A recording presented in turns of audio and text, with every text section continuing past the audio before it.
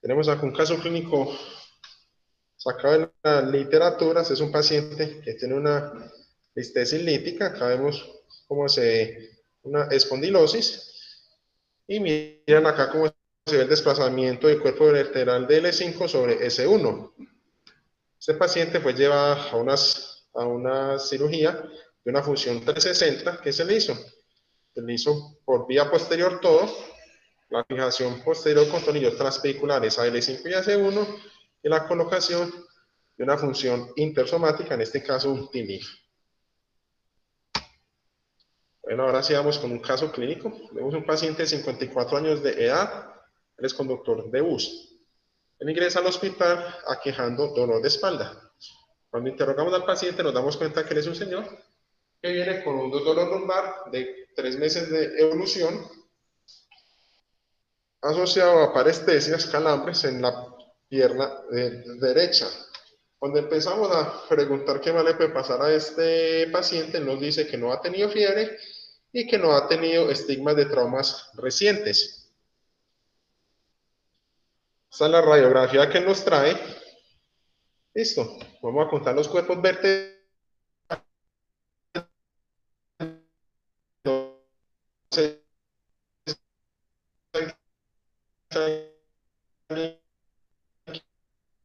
Quiero decir que se ve ahí su etiología. Muy bien. ¿Y por qué? Muy bien. Entonces, el 5 es C1 y podemos ver también, probablemente acá no sea bien, pero se ve acá como un efecto en la parte articular que generalmente es de carácter degenerativo. Entonces, este paciente está presentando una listesis degenerativa L4, L5. Según el grado de desplazamiento Simon, la podemos catalogar en un grado. Grado 1, sí, estaría ahí como en el límite entre grado 1 y grado 2. Muy bien. Con este caso clínico, un paciente de 54 años de edad, dolor lumbar, parestesias en el miembro inferior derecho. Tenemos esta imagen. ¿Pediríamos alguna ayuda adicional? Unas dinámicas. Sí, sería buena opción, pero no las tenemos. Muy bien. Evaluar el disco y evaluar el espacio. Esto es lo que dice Simón, es muy cierto. Cuando evaluamos la listesis, la resonancia no es el examen ideal de primera entrada porque la resonancia se hace el paciente acostado. Entonces, muchas veces el grado de listesis da un falso negativo. Lo ideal sería tener unas dinámicas para ver verdaderamente cómo es el comportamiento de este desplazamiento. De paciente se le hizo la siguiente resonancia, entonces podemos ver cómo se ve un desgaste de los discos. Miren que acá también tiene enfermedad degenerativa, pero el grado de desplazamiento, miren acá que se ve que disminuyó, ¿cierto? Obviamente porque el paciente está acostado.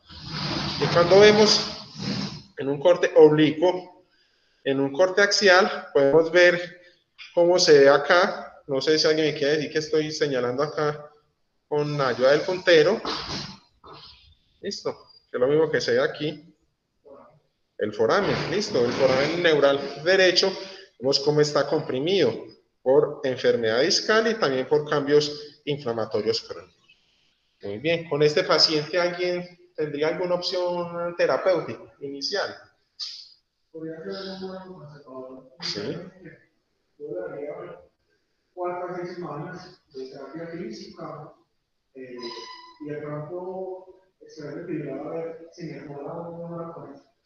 Si no mejora, muy bien. Entonces, es una buena opción iniciar. Recordemos que en la mayoría de las listesis es buena opción iniciar con un manejo conservador. Sin embargo, este paciente también fue llevado a una cirugía buscando dos cosas. Primero, disminuir el grado de desplazamiento. Miren acá como la vértebra L4 sobre la de L5 digamos, lo corrigió. Listo.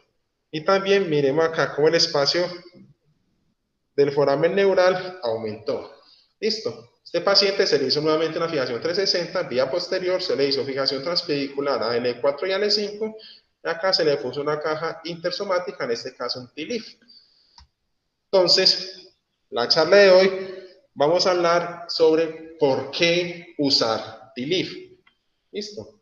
La pregunta nace de por qué usar TLIF, prácticamente porque vemos en esta imagen se le puso una fijación posterior y después una caja intersomática. ¿Por qué es necesario usar estas cajas intersomáticas? ¿Si sirven o no sirven? ¿Cuándo se deben usar? Porque hay colegas, compañeros que pueden decir que han tenido los mismos resultados sin necesidad de usar estos componentes intersomáticos. Bien, empecemos.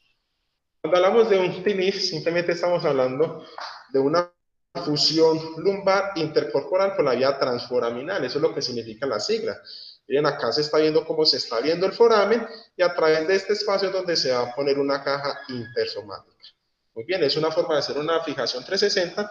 Usted ya tiene una fijación posterior que está dado por los tornillos transpediculares y buscando una fusión anterior dada por una vía transforaminal inyectando una caja. Listo. Existen diferentes técnicas de fusión lumbar intercorporal. Listo, acá tenemos, las voy a ir nombrando, una técnica de fusión lumbar anterior, fusión lumbar oblicua, fusión lumbar lateral o lateral extrema, que es el LILIF o el XLIF. Listo, una vía transforaminal y una vía anterior. Las técnicas de fusión lumbar se pueden dividir en dos grandes grupos. Las funciones lumbares por una vía anterior, las funciones lumbares por vías posteriores. Cuando hablamos de las vías anteriores, estamos diciendo todas las que se realicen anterior al músculo psoas, en este caso sería ALIF, vía anterior, OLIF, oblicua, LILIF o XLIF, que es un procedimiento transpsoas. Listo. Y las vías posteriores, que son dadas detrás del músculo psoas, que sería TLIF, y la primerita o el predecesor del TLIF, que es el PLIF. ¿Listo? Bien, acá vemos, nos están comparando las diferentes técnicas y las indicaciones. Miren, acá tenemos el TLIF. Se pueden ver en este cuadro una ventaja que tiene el TLIF sobre las otras técnicas, que es, se puede usar en diferentes segmentos. Miren, L5, L5S1, 4.5, 3.4, 2.3, incluso niveles tan altos como T12, L1 o L2. Listo. Ventajas que las otras cajas no poseen. Muy bien.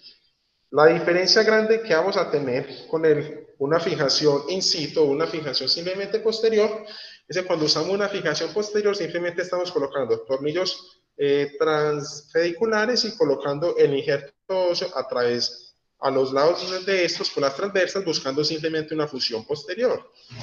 Bueno, ¿dónde nace el TLIF? Bueno, esto fue un estudio que se hizo en Alemania por el doctor Hans. Esto se hizo en el año 1982 y se llevó a cabo la primera fusión transforaminal para el manejo de una espondilolistesis degenerativa. A lo largo de la historia, las indicaciones para el uso del TLIF han ido aumentando. Generalmente siguen siendo la espondilolistesis, la enfermedad lumbar degenerativa, que va a ser el grueso de que vamos a hablar hoy por lo que tiene nuestra paciente. También se han usado para el manejo de las esclerosis degenerativas y en ocasiones para el manejo de la osteoartrosis. Empecemos. ¿Por qué usar TLIF? Estas son las 5 preguntas que me gustaría desarrollar en la primera mitad de la charla. Es si el uso de esta fusión intercorporal transforaminal tiene algún impacto sobre el grado de fusión, si tiene algún impacto sobre la descompresión del foramen neural, si tiene algún impacto sobre la corrección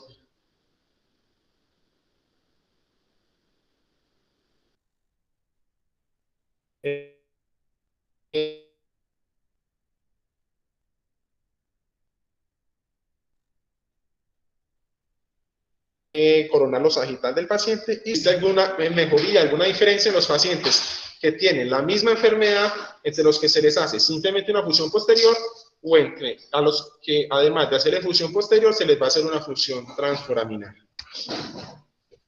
En el grado de fusión, cuando hablamos de fusión, hablamos de uno de los pilares de la cirugía de columna, no es simplemente colocar los tornillos a los pedículos, eso no estamos haciendo ninguna fusión, sino que debemos colocar matriz ósea para generar posteriormente, generalmente en el transcurso de 6 meses a 1 año, nuevo hueso que mantenga estos huesos fusionados. Acá tenemos dos pacientes con la misma enfermedad, dos pacientes con listesis degenerativa. El primero se trató nada más con una fusión posterior y el segundo se le hizo una fusión transforaminal. Muy bien. Cuando hablamos de fusión en el paciente 1, simplemente se le pone hueso aquí al lado de las transversas, listo, con una previa decorticación y al futuro el paciente simplemente va a generar nuevo hueso acá. Listo. Sin embargo, cuando hablamos de T-Leaf, además de colocar el hueso alrededor de los tornillos, aquí no sé si pueden ver estas dos rayitas, bueno, está indicando la caja del T-Leaf, que también va con matriz ósea. Listo, por lo cual miren que el paciente tiene, además de una fusión posterior, una fusión anterior. Listo, generando una ventaja que, ¿cuál es? Primero, estamos dando un soporte al desplazamiento por una vía anterior. Listo, miren que el paciente 1 simplemente tiene soporte posterior, no tiene ningún soporte acá al desplazamiento anterior, versus el paciente 2 que sí tiene soporte posterior y tiene fusión a nivel anterior. Muy bien. Vamos a ver, acá este estudio nos va a comparar los pacientes que se les hizo una fusión versus los pacientes que se les hizo una instrumentación posterolateral para ver cuál fue el grado de fusión. Fueron pacientes que los dos grupos tenían enfermedad lumbar degenerativa. El grupo 1 se le hizo T-Leaf y al grupo 2 simplemente se le hizo una fusión posterolateral. ¿Listo? ¿Qué encontraron en las tasas de fusión de estos dos grupos? Empecemos. El grupo que se le hizo fusión posterolateral, la tasa de fusión fue de un 88%, mientras que el grupo que se le hizo la fusión con T-Leaf viene que presentó unas mayores tasas de fusión, hasta de un 94%. ¿Listo? El segundo ítem a tratar es si el uso del T-Leaf tiene algún impacto sobre el foramen neural. Entonces miremos acá un ejemplo. Este es un ejemplo de una columna sana. En este ejemplo de la columna sana vemos cómo se conserva una adecuada altura discal, por lo cual de forma indirecta se está haciendo un foramen amplio. Listo, una columna totalmente sana. Mientras que cuando tenemos una columna degenerativa, acá en esta imagen muestra un poquito de los cambios, se va a ir subiendo el disco en la enfermedad lumbar degenerativa. Miren que a lo largo del tiempo el disco va perdiendo altura. Listo. Si el disco nos pierde altura, de forma indirecta el foramen se va comprimiendo, generando dolor de características radiculares. ¿Qué sucede? Muy bien. Acá vemos que las cargas espinales en una columna sana están dadas el 80% por la columna anterior y el 20% en la columna posterior. Pero en una columna que ha sufrido cambios degenerativos, además de la compresión foraminal, miren las cargas, cómo se han cambiado. Miren que ya hay un 60% en la columna anterior y un 40% en la columna posterior. Por lo cual, si usted solo genera una fusión posterolateral, no le está dando más capacidad a la columna anterior de soportar el peso. Esa es una de las ventajas que tienen las fusiones transforaminales. Listo. Recordemos los límites del foramen neural. Entonces tenemos acá su límite anterior que estaba por el cuerpo, la parte posterior del cuerpo vertebral, y el disco intervertebral, su límite superior e inferior que está dado por los pedículos, el pedículo de la vértebra superior y la vértebra inferior, y su muro posterior que está dado por la faz articular. ¿Listo? Acá la vemos en un corte axial, cómo se ve el cuerpo, pedículos y la faz articular generando acá el foramen neural. Muy bien. ¿Cómo nos actúa el T-Leaf en el foramen neural? Muy bien, nos hace una descompresión foraminal directa por el lado que usted está colocando la caja y una compresión foraminal indirecta por el lado contralateral. Y la otra ventaja que tiene es que nos va a generar ganancia en la altura del disco. Este fue un estudio que buscó los cambios que se hacen en el foramen neural en los pacientes que se trataron con T-Leaf. Miren acá los diferentes segmentos que se trataron desde L3 fue el nivel más alto que se trató hasta S1 que fue el nivel más bajo que se trató. ¿Cuáles fueron las características que se midieron en el estudio? Muy bien, la primera característica fue la altura discal. Listo, se tomó en base a la altura discal anterior, la altura discal posterior, se sumó y se sacó un valor entre los dos y la altura entre el foramen que se tomó entre el pedículo de la vértebra anterior y el pedículo de la vértebra superior. Buscaron ver si el uso de un TLIF genera algún cambio sobre altura discal y diámetro del foramen. ¿Qué encontraron? Muy bien. La altura discal en los pacientes que trataron con TLIF, esta es la altura discal, tuvo un aumento hasta de 3.6 milímetros. ¿Listo? Y por su parte, la altura y el diámetro foraminal tuvo un aumento hasta de 4,1 milímetros con TLIF. ¿Listo? Por lo cual se puede decir que el TLIF es útil para tratar las compresiones foraminales. Miren cómo nos está dando cambios en la altura del foramen y en la altura del disco intervertebral. Muy bien. Este estudio que encontró de forma clínica, aunque no solo decir que hay cambios imaginológicos, sino ver si también hay cambios en la clínica de los pacientes. Muy bien. Todos los pacientes que se llevaron a una fusión lumbar transforaminal presentaron mejoría inmediata, o sea, en el periodo postoperatorio de sus síntomas radiculares. Y la tasa de mejoría que se dio por la escala de la Asociación Japonesa de Ortopedia fue de 89% a un año. Miren que es una tasa de recuperación muy buena. Bien, bien acá como se ve el postoperatorio, miren toda la mejoría que tuvo, simplemente vieron casos con que no hubo una mejoría tan alta y generalmente fueron los casos donde se hicieron fusiones lumbares en varios segmentos. La otra forma de evaluar el TLIF es ver si el TLIF tiene algún papel sobre la corrección coronaria y la corrección sagital. Acá estamos viendo un paciente que se llevó simplemente a una fusión posterolateral por una enfermedad degenerativa. Miren que cuando este paciente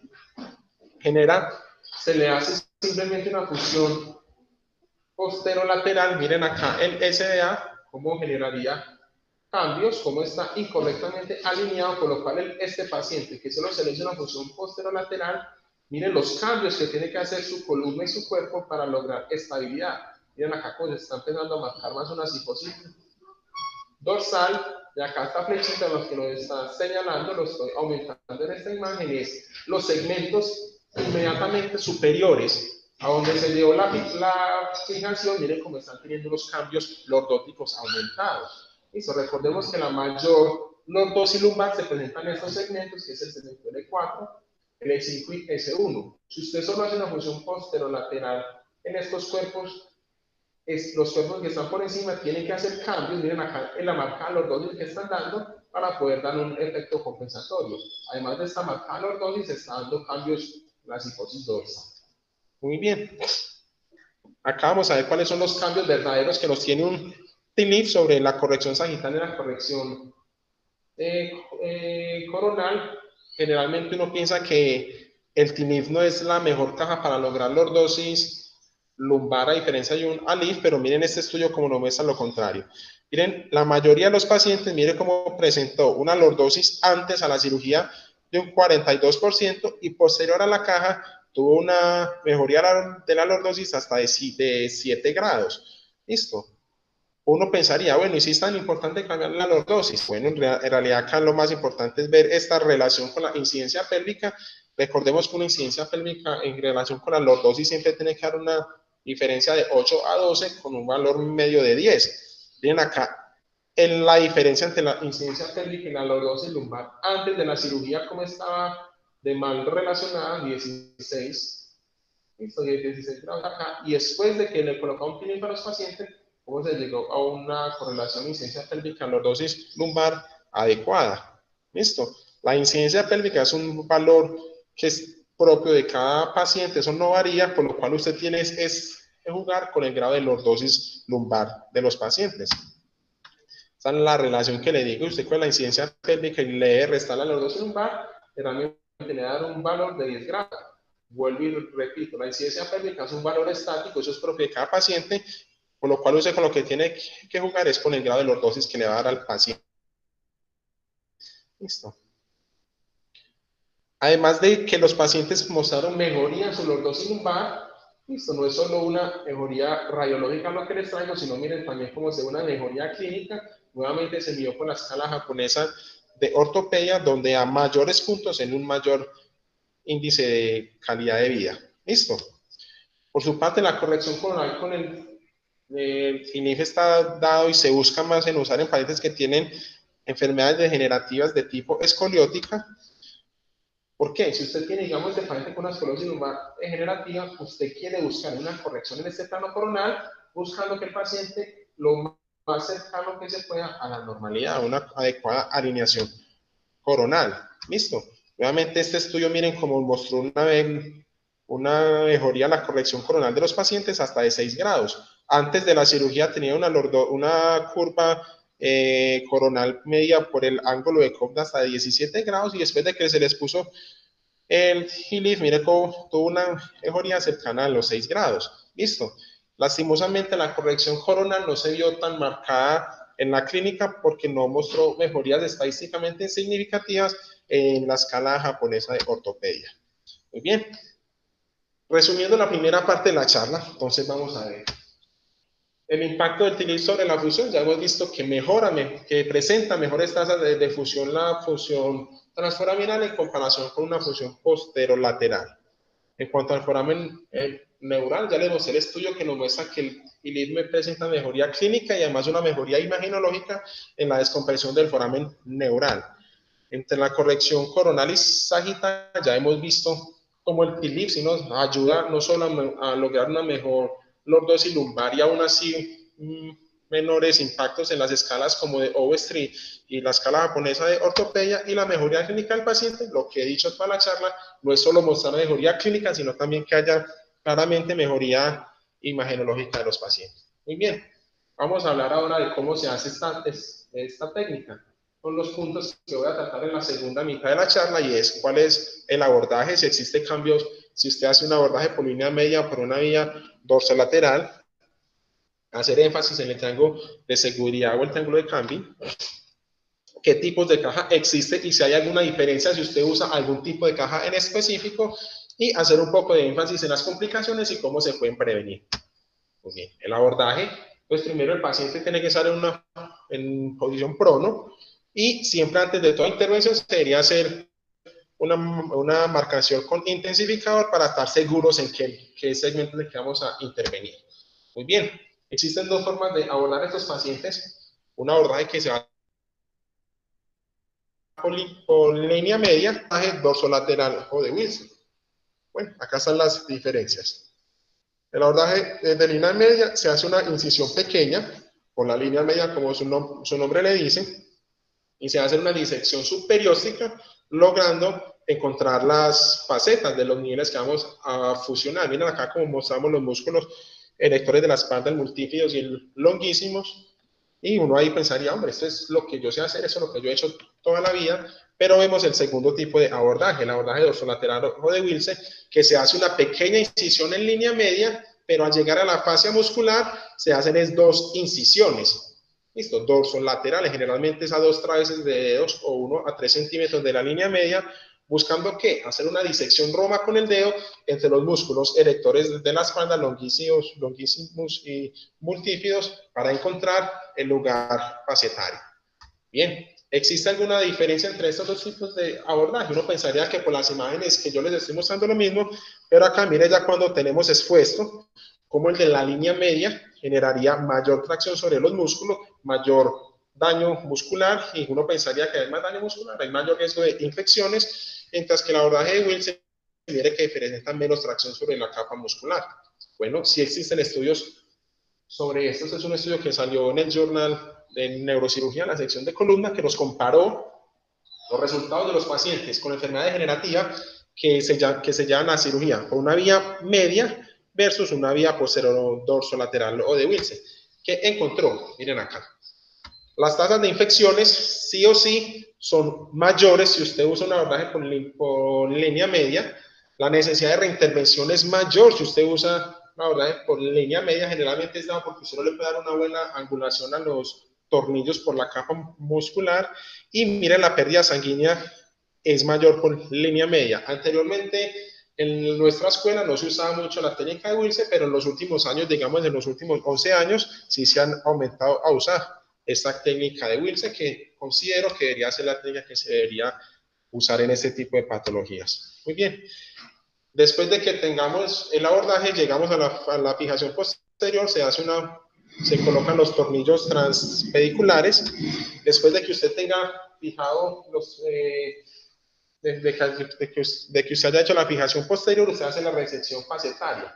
Listo, vamos a quitar acá la faceta inferior de la vértebra superior y lo mismo con la faceta superior de la vértebra inferior, buscando encontrar ¿qué? El triángulo de seguridad o el triángulo de Cambre. ¿Qué lo forma? Entonces miremos acá. La raíz nerviosa que sale, listo. El pedículo y la raíz nerviosa que baja, listo. Es de suma importancia hacer énfasis en esta raíz nerviosa o de la raíz de arriba, porque esta es una de las principales complicaciones que van a subir los pacientes, que se les va a poner un TLIF. Usted tiene que entrar aquí, en este triángulo. Usted tiene que proteger muy bien estas raíces para evitar que el paciente salga con alguna parecia relacionada con el procedimiento. Muy bien, ya cuando usted tiene protegida la raíz, y miren acá cómo está haciendo una retracción cuidadosa de la raíz nerviosa, usted procede a hacer una disectomía. Listo. Cuando usted le hizo la disectomía, va a usar esto que se llama un shaver, listo, que simplemente lo que va a hacer es terminar de hacer la disectomía, listo, usted va aumentando los tamaños 5, 6, 7, 10, listo, buscando ampliar el espacio interdiscal, listo, y lo último que va a hacer es limpiar los platillos terminales. Se usan curetas especiales. Hay que recordar que entre más limpio estén los platillos, más mayor va a ser la tasa de fusión de los pacientes. Ya cuando usted tiene los platillos terminales completamente preparados, usted va a meter el probador. El probador es lo que te va a dar una idea del tamaño de la caja que vas a usar. Ya cuando tienes el probador seleccionado, miren cómo se mete la caja. Se mete a través del foramen, listo. Y el objetivo va a ser dejarla lo más anterior que pueda. Eso depende de la forma de la caja. Muy bien. Miren acá cómo se mete la caja. Existen también estudios sobre los tipos de cajas. Muy bien. Este estudio nos va a buscar comparar los dos tipos de caja más frecuentes, listo, que son una caja en forma de banana. Miren acá que tiene una formita como de una banana o de un riñón. Y este tipo de caja que tiene forma de bala o de recta, o una caja recta, que busco evaluar si había cambios en el grado de lordosis que me daban estos dos tipos de caja, para usted pedirle al instrumentador quirúrgico si es mejor usar una caja en forma de banana o una caja en forma de bala. Si hay cambios, sí, hay muchas diferencias. Miren que cuando usamos esta caja que tiene forma de banana, la posición va a ser más anterior. Si usted pone esta caja más anterior, usted estaría buscando un mayor grado de lordosis. Listo, que la caja quedaría acá sobre la parte anterior de los cuerpos vertebrales. Listo. Mientras que la caja en forma de bala se pone en la mitad de los discos, por lo cual usted no, pues, sería más difícil dar mayor grado de lordosis. ¿Qué nos encontró este estudio? Muy bien, miren acá los parámetros que se midieron: altura discal, grado de lordosis lumbar y lordosis del segmento. ¿Qué encontró? Muy bien, la altura discal fue mayor en los pacientes que se les metió una caja en forma de banana. Miren que casi es el doble de la altura que se gana en la banana versus la caja en forma de bala, y el grado de lordosis también es mucho mayor en los pacientes que se usó caja en forma de banana. Con lo cual, otra conclusión es, sería mucho mejor usar estas cajas en forma de banana si usted está buscando mejorar la lordosis. Y recordemos que en la primera mitad de la charla les hablé que entre más lordosis usted le pueda dar al paciente, buscando una adecuada correlación con la incidencia pélvica, mejor mejoría clínica va a tener el paciente. Muy bien. Para ir concluyendo, esta es una técnica que no está exenta de complicaciones. Listo, las complicaciones se pueden dividir en tres grandes grupos. Complicaciones asociadas al abordaje, como son el sangrado y la infección del sitio operatorio, que ya lo explicamos cómo pueden prevenir si se disminuye, si usted hace un abordaje dorsolateral o de Wilson. Las complicaciones de la disectomía, que la más frecuente es hacer una ruptura de la dura madre o hacer una lesión de la raíz nerviosa. Y una complicación de la caja, que sería la migración. Listo. En este estudio lo que se encontró fue que la complicación nuevamente más frecuente va a ser apertura en la dura, se presenta en un 14% de los pacientes, seguida por lesión nerviosa, que generalmente es la raíz superior la que se va a ver lastimada, infección del sitio operatorio de un 3,8% y la migración en la caja. ¿Por qué es tan poco frecuente la migración de la caja? Cuando usted pone un TILIF, después de meter la caja, usted lo que va a hacer con los tornillos transvehiculares que usted puso, va a hacer una compresión, listo, buscando que los cuerpos que ya le tienen la caja aquí atrapadita, la fijen más, listo. ¿Cuáles fueron los factores de riesgo que encontraron los autores para presentar esas complicaciones? Muy bien, el principal factor de riesgo fue tener cirugías previas. Entre más cirugías previas tenga un paciente, más frecuente va a ser que presente ese tipo de complicaciones. Y los pacientes que tuvieron cirugías en más de 3 o 4 niveles. Muy bien. Entonces, nuevamente recordemos, dando la conclusión a la segunda mitad de la charla. En cuanto al abordaje, ya vimos como un abordaje dorsolateral o de Wilson es más útil para tratar ese tipo de patologías, disminuye el riesgo de sangrado, disminuye el riesgo de complicaciones infecciosas. El triángulo de seguridad es indispensable reconocerlo para hacer una adecuada protección de la dura madre que queda hacia la línea media y de la raíz nerviosa subsuperior. Los tipos de caja, como el tipo de caja en forma de banano, nos presentan mejores tasas de lordosis lumbar y cuáles son los principales tipos de complicaciones. Muy bien, por último, les quiero hablar de una nueva técnica que es un TILIF mínimamente invasivo. Y eso es un estudio que nos comparó las complicaciones entre un TILIF mínimamente invasivo versus el que les acabo de mostrar que es un TILIF vía abierta. Listo, se hace simplemente una fijación transpecular a través vía de fluoroscopia. Listo, miren acá cómo están cazando los espacios L4, L5. Ya cuando usted tiene cazados estos espacios, lo que va a hacer va es irse a cazar la otra faceta, listo, con un separador en túnel, listo, y a través de este pequeño orificio va a hacer toda la facetectomía, listo, hace la facetectomía, nuevamente debe identificar el triángulo de seguridad o de cambio, y cuando lo tiene, simplemente pone la caja y miren el grado de incisión que se le hace al paciente, listo, incisiones apenas de 1 centímetro. Bueno, esto es la comparación. Miren acá como la pérdida sanguínea cuando se usa un TILIF mínimamente invasivo es mucho menor que con la vía abierta. Listo, miren el grado de lordosis. Listo, no hubo unas diferencias grandes significativamente y los grados de subsidencia tampoco hubieron diferencias entre estos dos tipos de procedimientos. Listo, en otras complicaciones, miren, el riesgo de lesión de raíz nerviosa como fue completamente igual, uno pensaría que por estar en un espacio más pequeño habría más dificultad de proteger la raíz superior, pero se presentaron las mismas tasas de complicaciones. ¿Listo? Y ahora les voy a mostrar, este es el último estudio que nos va a comparar, además de las complicaciones, los costos. ¿Listo? Miren acá que no hubo diferencia significativa en las complicaciones, salvo por menor pérdida sanguínea que se usa con el TILIF mínimamente invasivo. No hubo diferencias en cuanto a las escalas clínicas de mejoría de los pacientes, pero miren cómo se presentó hasta un 50% menores tasas de reducción. Listo, en los pacientes que se les hizo, en los costos, pacientes que les hizo una cirugía por un TILIF mínimamente invasiva. Listo, esto era lo que les traía para hoy. Voy a compartir con ustedes nuevamente el caso clínico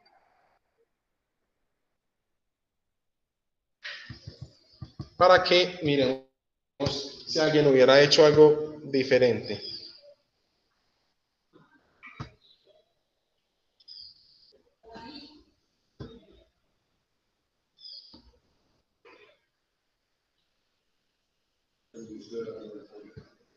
De todo.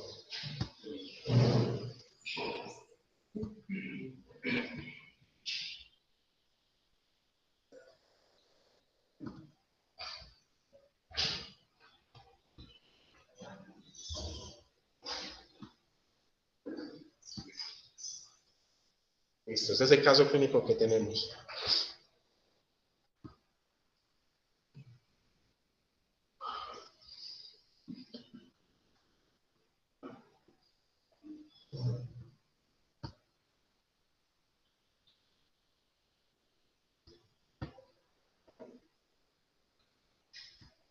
¿Alguien hubiera hecho algo diferente en este caso?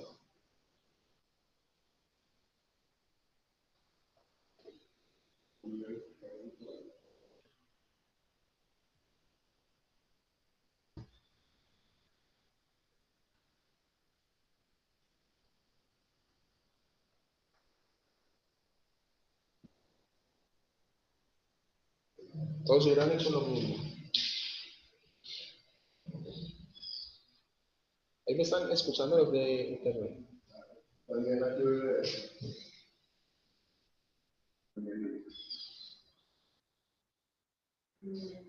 que pues, es que como por la evidencia que nos ha dado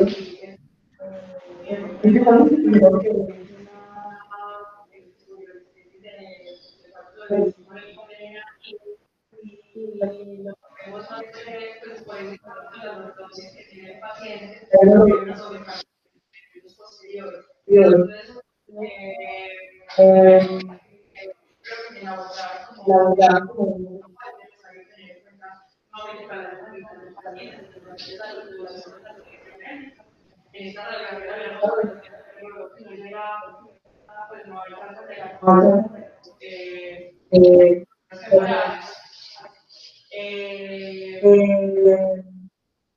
Pero me parece que pues, en este caso el GIL sí cumple con las dos condiciones que tiene el paciente en cuanto sobre la lactosis y también hay una descompensación temporal que desde la radiografía se logra ver y por eso logra el impacto sobre la lactosis baja de carga a los elementos posteriores de la vértebra. Pues la verdad es que no hubiera pensado en hacer algo diferente. Por eso no se le veía esa imagen.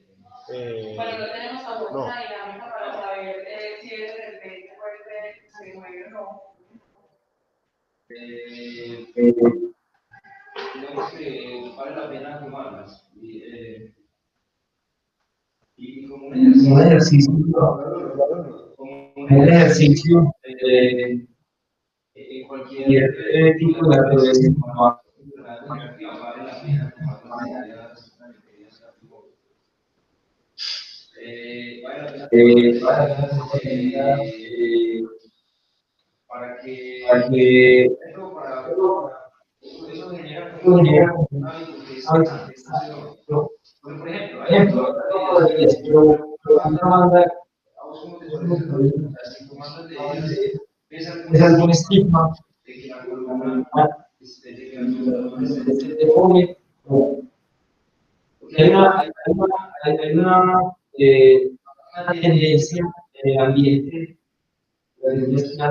es que cualquier tipo de enfermedad negativa se denomina. Se debilita, considera especialmente cuando uno va a perder a su paciente. Entonces, en esa imagen, digamos,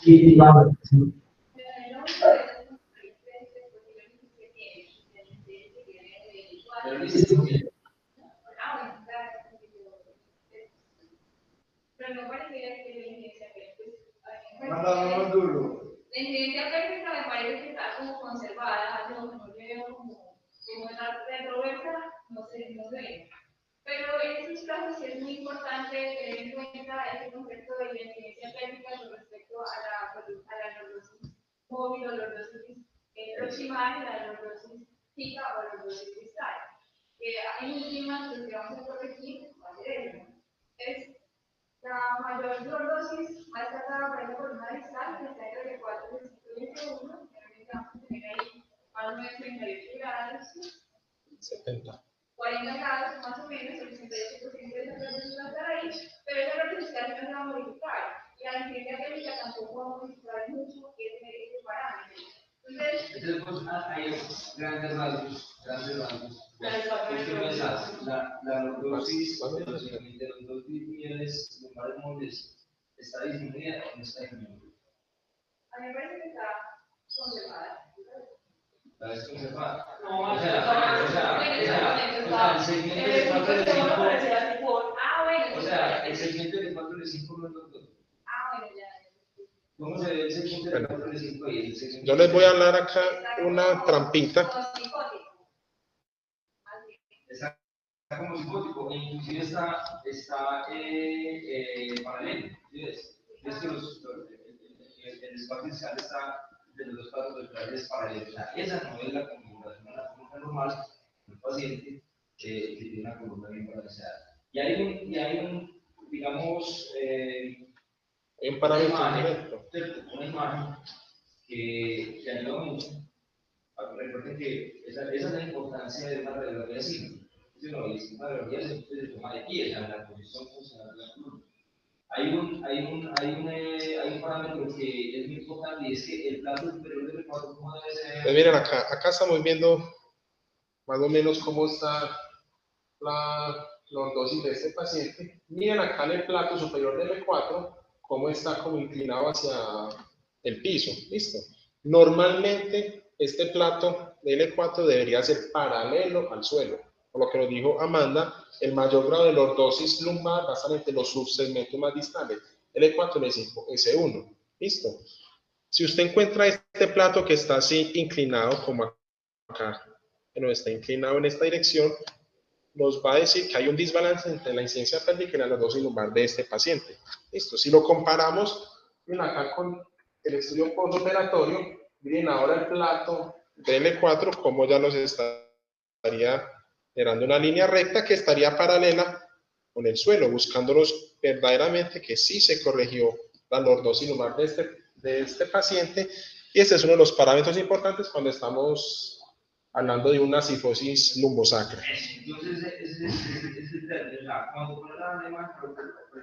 cuando un paciente el paciente tiene algo y que si usted no la corrige, que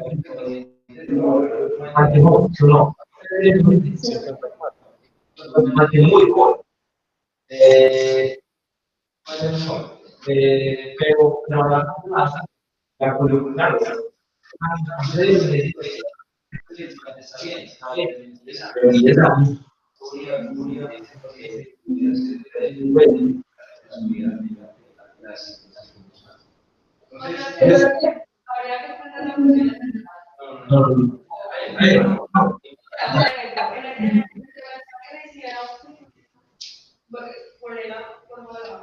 Vale, es que mira, este es el antes. Mira el platillo de L4 cómo está hacia el suelo. ¿Listo? ¿Por qué? Porque, pero miran el post, mejoró un poquito.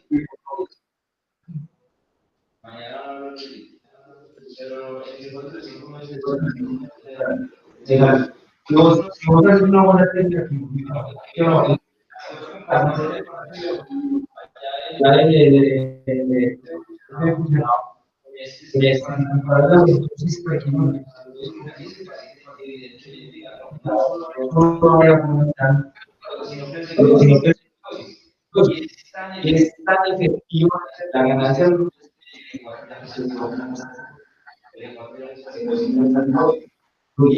y en la curva va especialmente el muy corriente pues este año para que sea entonces el tipo de que pues no a ver el tipo de publicidad que todo eso pega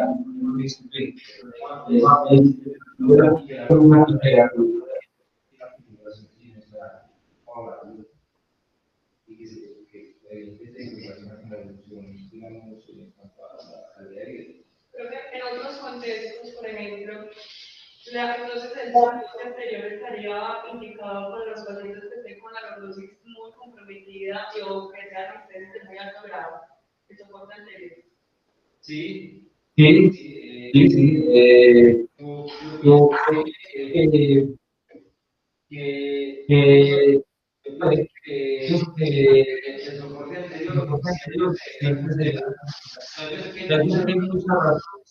para considerar que obviamente hay pacientes que tienen discos que van a 4 o 5, pacientes viejos,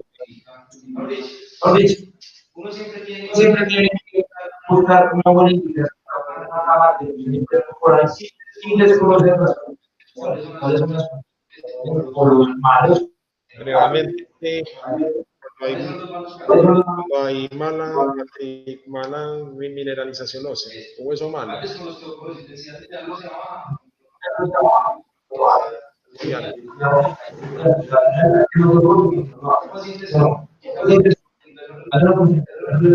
relativa es que hay pacientes que tienen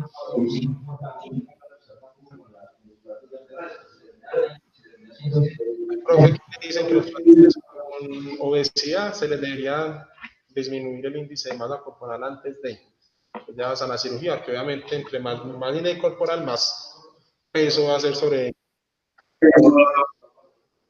Entonces, entonces hay miles de estudios en la literatura. Cuando la literatura a veces es tan confusa, uno realmente también se va como, digamos, en su experiencia personal, va definiendo la utilidad de la técnica. En mi concepto, llevamos ya más de 10 años, llevamos 12 años haciendo y yo pienso que el CIRIP tiene muy buena capacidad de corrección, sanitaria, una buena técnica, o sea, poner una caja de fusibles corporativa posterior no es meter una caja de espacio, es ponerla en una posición adecuada y localizante, no es poner una caja atravesada, en el espacio discal, como se ve en muchas situaciones, puede inclusive empeorar las cosas porque le quita los usos del segmento, ¿sí o no? Y lo otro, bueno, entonces tiene buena capacidad de corrección sanitaria, tiene muy buena capacidad de corrección coronal, mejor inclusive que la corrección sanitaria, aumenta las tasas de fusión y para mí los resultados clínicos son mejores cuando uno pone TILIS que cuando uno pone TILIS. Otra cosa, en cuanto al abordaje de Wilson, también yo llevo 12 años haciendo abordaje de Wilson. Una de las cosas más significativas que me parece a mí de la hora es que yo veo las infecciones realmente son muy bajas. Y una de las razones del espacio muerto que queda es una abordaje de Wilson mínimo. Cuando se va en la línea media, la musculatura queda completamente distraída de la línea media y desinsertada. Y los ellos quedan, digamos, muy expuestos. Ya se viene una fibrosis, una cantidad de cobertura. Una abordaje de Wilson prácticamente que el trayecto quirúrgico que usted crea se cierra espontáneamente con la reconstitución ahí anatómica de la musculatura y el instrumental. No es que hablar acá porque no estamos escuchando. Y el instrumental queda muy bien cubierto. Y lo otro es que el abordaje de Wilson sí tiene mucho menos riesgo de enfermedad del segmento adyacente. Porque la línea media, una abordaje es un abordaje absolutamente agresivo con las facetas. El abordaje de Wilson, usted ni siquiera tiene que conectar las facetas del segmento adyacente, lo tiene a la vez. Para usted poner un tornillo con una abordaje con la línea media, tiene que prácticamente que denudar la articulación, obviamente intentando proteger la cápsula, pero la desnuda de la musculatura. Y ya eso es desvascularización, inclusive pérdida de protección y lesión de la inervación facetaria. Entonces me parece que esa es una de las grandes ventajas o de la justificación realmente de la obra de Wilson. Bueno, pues, complementando la pregunta que le había hecho anteriormente, suponiendo que en ese proceso se logró medir lo que fue la lordosis segmentaria de cada uno de los segmentos del cuerpo del tipo del equipo uno podría considerar que si coincidir en este caso que es fuerte que si uno también tiene un grado de psicosis, no le coincide completamente por el uno le podría hacer las dos cosas, le pone una línea abajo y el tipo de pues si hubiera hecho lo que era previamente, o a cualquier lado, usted le recomendaría. Digamos que no, obviamente no.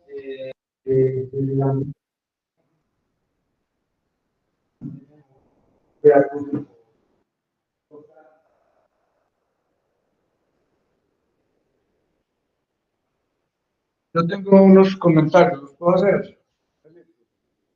Usted que ha hecho Wilson y vía media, ¿cuál prefiere y cómo le ha parecido el Wilson? Hable de duro. Venga para acá.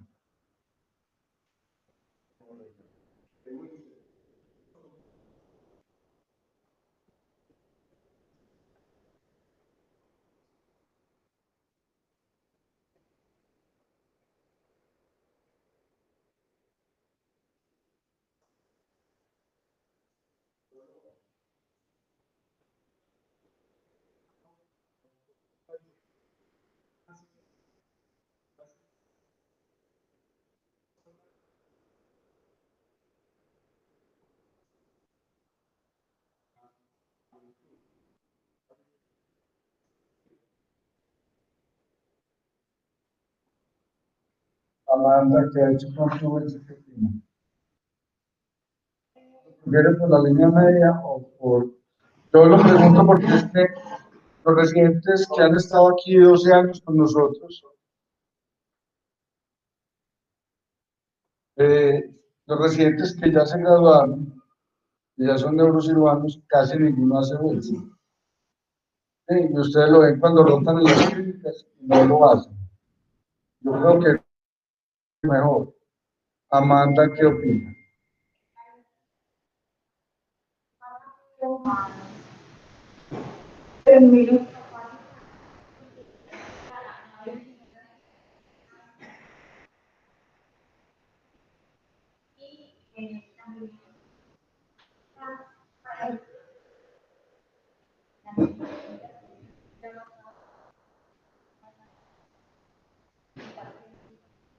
¿Qué crees? ¿Por qué crees? A los torneos. ¿Por qué crees tú que los neurocirujanos no hacen? Creo que es una escuela, ¿no? No, o sea, porque de pronto no se da más cosas de... No sé. Pues, muy sacado.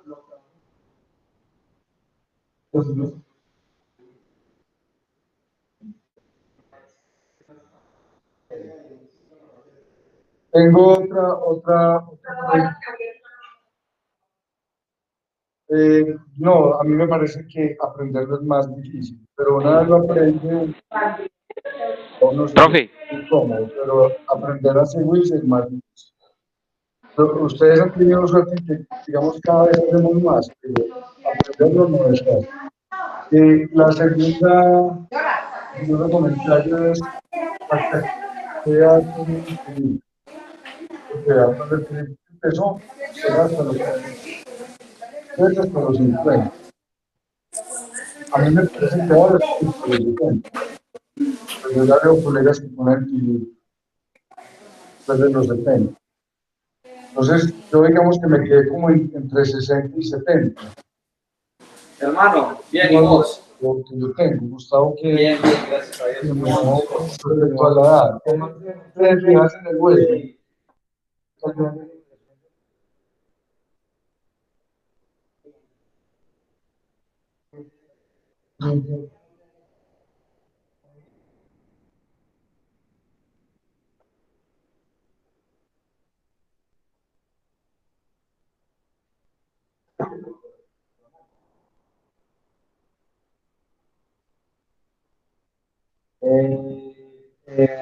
no, no.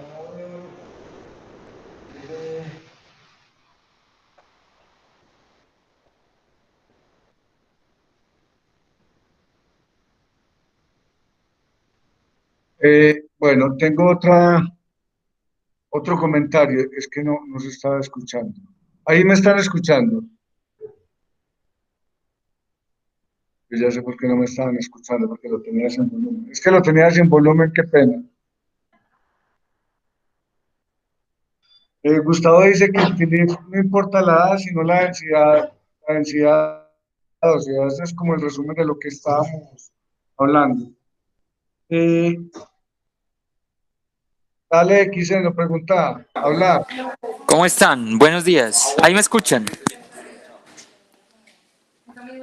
¿Cómo están? Felipe, muy buena la charla, pero una pregunta. ¿Ustedes qué opinan? ¿Cuál pregunta, Sí, Xeno? ¿ustedes qué opinan de poner primero la caja que los tornillos? Algunas veces uno se da cuenta que cuando uno está en una vía lateral, eh, ¿Cómo?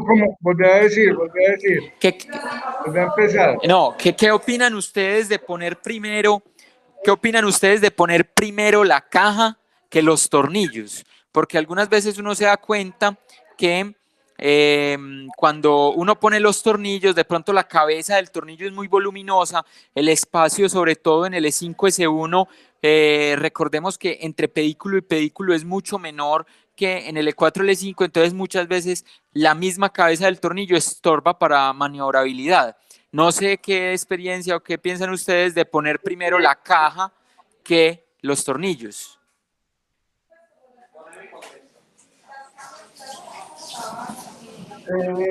Vicente, buenos días. Me alegra saber que estás acá. Yo por lo general pongo primero los tornillos, por una razón, y es que si tengo problema en poner los tornillos, me tengo que cuidar en la facetectomía y de pronto cambiar el plan. Solamente por eso, o sea que yo siempre aseguro la función antes de quitar la faceta. Los tres hospitalizados se van y los tres viajan con su bueno. Adicional a eso, hay una resonancia bajo anestesia general. Tiene un espacio a las 10 de la mañana, a las 10 de la mañana es fácil por esa terapia. Hay que mover a la gente, pero la idea es dejarla a la una de la tarde. Por indicación del doctor Botero,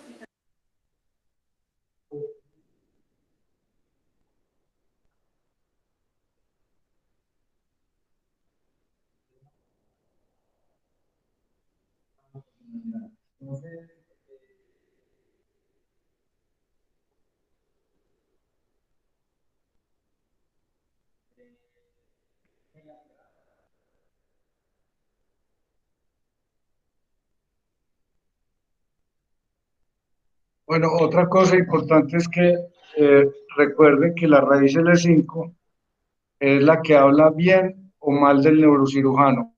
Cuando uno lesiona la raíz L5, el paciente no solo queda con pie caído, sino que queda con dolor y casi nunca se alivia. Y para evitar eso, es muy importante, si estamos en el E4, L5, cuidar mucho la raíz del E4 porque uno a veces no la ve y está exactamente arriba del campo quirúrgico en el triángulo que nos mostraba Felipe. Entonces, con la Kerlison, tener mucho cuidado con los mordiscos laterales porque ahí la puede lesionar uno. Y para no lesionar la raíz L5, que uno a veces, pues, la raíz L5 uno ni siquiera necesita verla porque le haces una descompresión a la faceta y al disco y ya con eso la raíz se mejora, pero se mejora la compresión, pero si usted no hace una descompresión lateral de la faceta, empieza a meter el tilifa a la brava y ahí es cuando lesiona la raíz L5. Entonces, lo que yo recomiendo es volar absolutamente toda la faceta superior de la vértebra inferior y que el disco lo resequen bien lateral para poder meter el disco, el TILIF, con la técnica apropiada que es desde afuerita, ¿sí? Exactamente.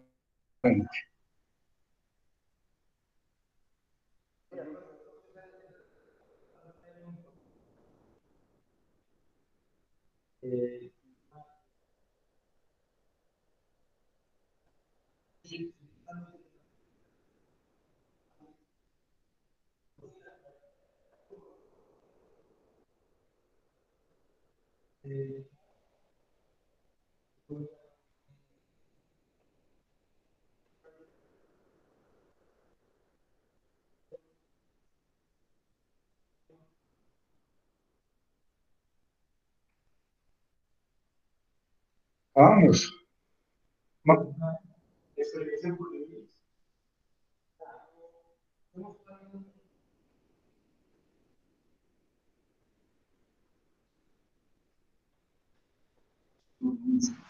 Pues, mira,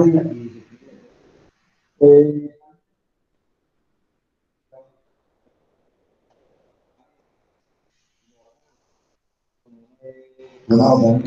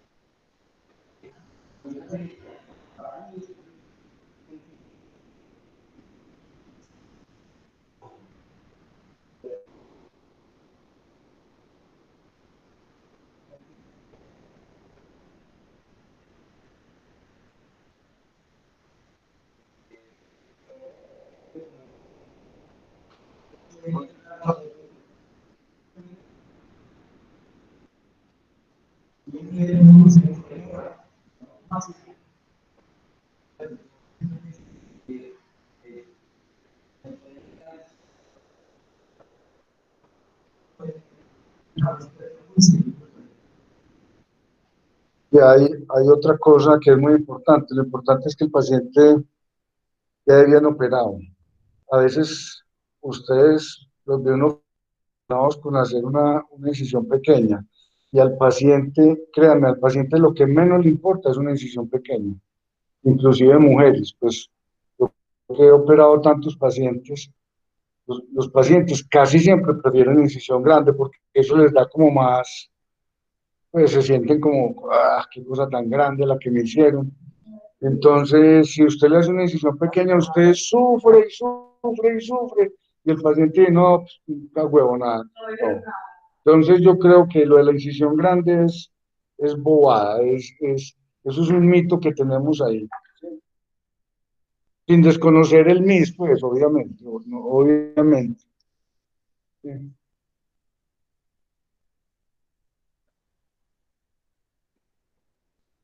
Bueno, mañana están todos invitados a la revisión de qué, de Alif.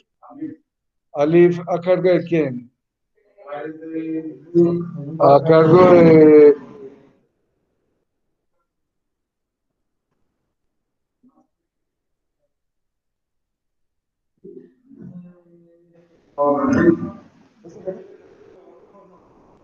Espérate un momentico, espérate que todavía te están... Esto, de tener grabación.